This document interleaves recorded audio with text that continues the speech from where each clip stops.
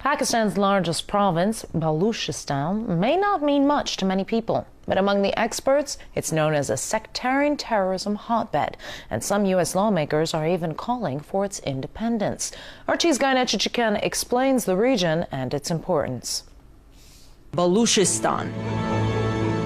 You may have never heard of it, or maybe caught a glimpse of it in a Hollywood blockbuster, but the place is a hot destination for intelligence services from around the globe. Looking at its location, it's part of Pakistan, bordering Afghanistan and Iran, you may think, well, no surprise, dangerous place. But apart from being a dangerous place, Baluchistan is of big geopolitical importance, where major world powers have interests. Baluchistan is sitting at the crossroads of oil and gas pipelines coming from Central Asia, Iran, and elsewhere.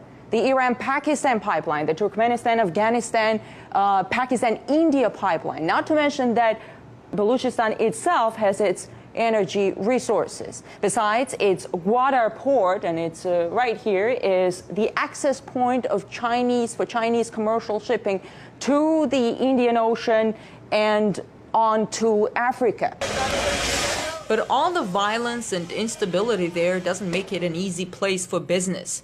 Investigative journalist Eric Draitser tells me some world powers might be interested in keeping it that way. First of all, we have various indigenous terrorist organizations that operate inside of Balochistan, the Baloch Liberation Army, Jundallah, the Baloch Republican Army, Lashkar-e-Taiba, just to name a few. Jundallah is an organization that for decades has been focused on destabilization of Iran. Now, the confluence of these various terrorist organizations, of course, is not coincidental. This has a direct relation to the interests of the United States and the Western powers vis-a-vis blocking the Chinese, destabilizing Pakistan, and part of waging their covert war against Iran in hopes of not just encircling that country, but to collapse it from outside. The U.S. government denies having any connection with Jundallah and Baloch terrorist organizations.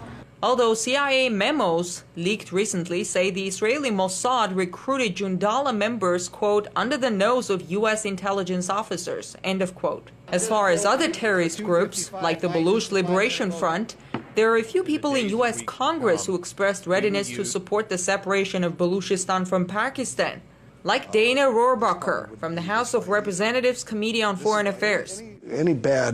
Anything that's coming up right now that the Pakistanis don't like about our attitude is being caused by actions taken by their government. As far as who could benefit from instability in Baluchistan, most experts say it's extremists of all kinds. Mainly Al-Qaeda and its affiliates, and as well as the Taliban. They certainly have an interest in maintaining instability. But some also see Baluchistan as a key square on the geopolitical chessboard. The United States knows they cannot compete with China economically or industrially, so they have to stunt China's development through these various subversive tactics. They're willing to engage with various terrorist networks that they've had for many, many years, if not decades, in order to try to make the Chinese stall in their economic development. So according to you, pipe wars are real, and creating instability is one of the instruments to gain advantage. But wouldn't it backfire? The terror, violence, instability?